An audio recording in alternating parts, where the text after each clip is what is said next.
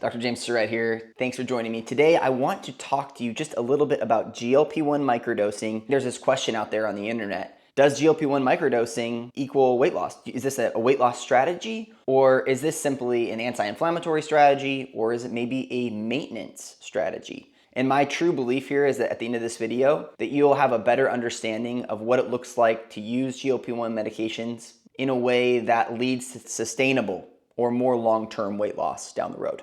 Why should you listen to me? Well, I've seen thousands of patients for GLP-1 microdosing at our clinic, literally hundreds and hundreds of use cases where we've seen GLP-1 microdosing work well. All right, so I'm not naming any names here because I don't think that's cool, but there is an influencer out there, a woman who claims to have invented GLP-1 microdosing and that it was never intended for weight loss. It was more of like an anti-inflammatory type of a deal that needs to be done longer term to sustain its benefits or for short periods of time to regain metabolic health. The way that this was intended originally by this individual was at far, far under a starting dosage of GLP-1, like 1/10 to 1/20th a starting dosage. So I think in this use case, you probably aren't going to lose too much weight at 1/20th a starting dosage. Although it may help a little bit ramp things up metabolically, it's going to probably not be at a level where you start noticing the physical benefits of appetite suppression, eating a little bit less food,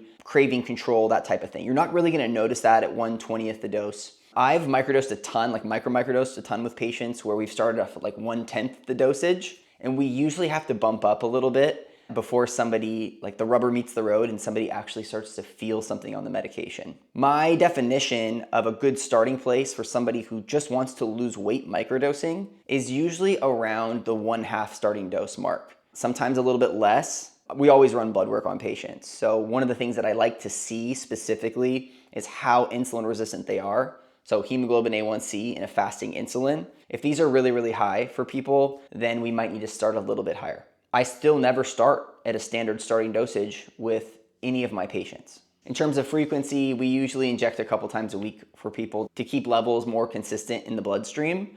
Jumping back to influencer number one, I have no beef with them whatsoever. I think that it can be misleading though when you watch it and you're like, oh, like this person says that microdosing is not for weight loss. But we just have a slightly different definition of what microdosing actually is. My definition is just anything under that started dosage and likely injecting a couple times a week. Microdosing, meaning we're just dosing less than a standard starting dosage in order to help get you some of the benefits of the GLP-1 that people are noticing, not just symptomatically, but also in a way where your insulin receptors are actually getting stimulated, coming back alive, waking up, and it's going to enhance you reversing your insulin resistance. Now, influencer number two, somebody who has used a lot of my content over the years on YouTube, and it's just the recycling of information. So I'm totally cool with that. The trouble is a lot of the philosophies that I have developed on this channel over the last couple of years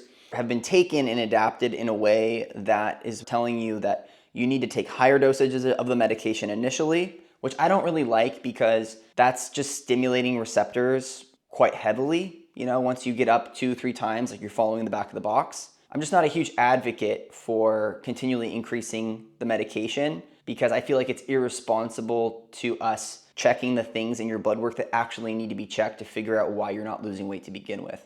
So beyond a starting dosage or double a starting dosage, most people should be able to lose weight at that point.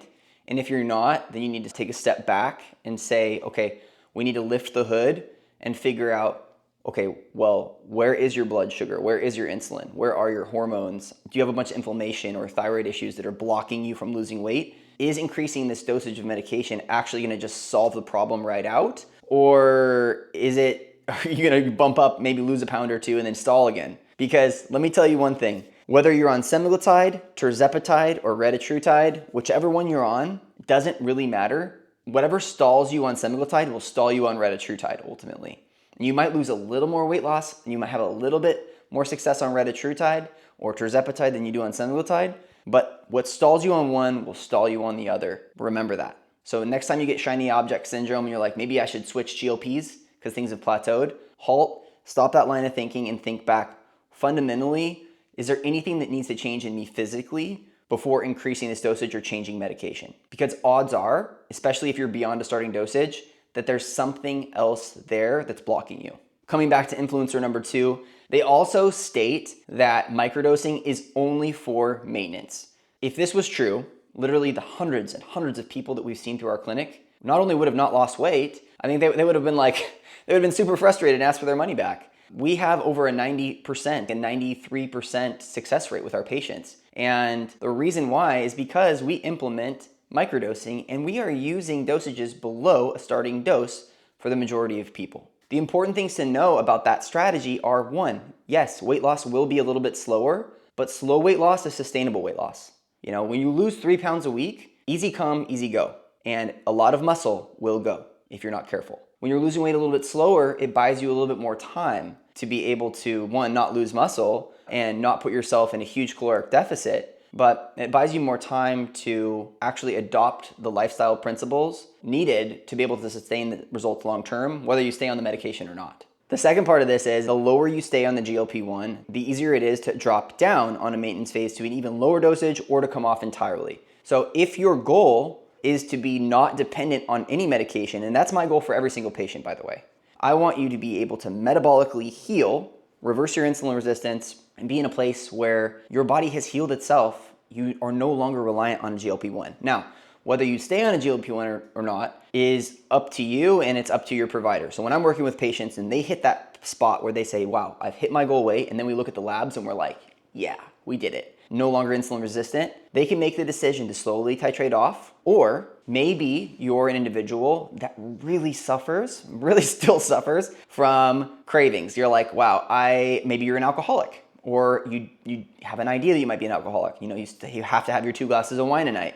Guess what? The GLP-1 a lot of times helps eliminate that need entirely. I've had so many patients where they knew they were dependent on their nightcap, but they start the GLP-1, all of a sudden they don't crave it at all. Now, in that case, way healthier for you to actually stay on the GLP-1 until that habit is kicked entirely. Same thing with sugar cravings. If you are like a sugaraholic, know that the longer you stay away from sugar and the healthier you are, the less that will be a problem. Let's say that you're in the position where you've gotten yourself back into good metabolic health, you start weaning off the medication and you see those sugar cravings start rushing back. Maybe it's not time yet. So I just want to encourage you with that. What we want to do is we want to achieve good metabolic health and not be entirely dependent on a medication to help us stay there. So what does this all come down to? I think it bottlenecks down into a few things. One is the appropriate tracking. So if you're out there and nobody's doing any tracking for you from a functional medicine or like blood work perspective, please go ahead and get that done. If you want to work with us or our team, please click the link down below and we will run all the labs in the world on you and figure out exactly what's going on. Then what it comes down to is designing the lifestyle that's going to get you to the end result. What supplements to take, what to eat, what not to eat, the big rocks to focus on that are going to get you 90% of the way there. And that's what my team and I specialize in doing. This is truly what's needed for most individuals that are struggling with insulin resistance, fatigue, brain fog, weight gain, pain. If you've hit this point where you're this deep of a rut, that's the indication.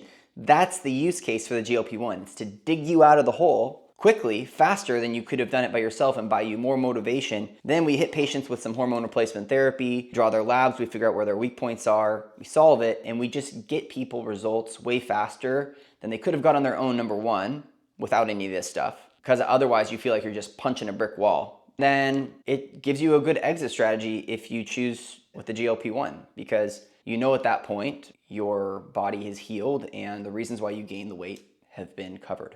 Hopefully that makes sense for you guys, and hopefully that was helpful. If you guys like the video, smash the thumbs up button for me, subscribe, hit the little notification on there, and leave us a comment. If you hate it, if you love it, if you like it, leave a comment. If you're on a GLP-1, tell us which one you're on and what the results have been down in the comments. Otherwise, guys, I will see you here next week. Take care, and God bless you.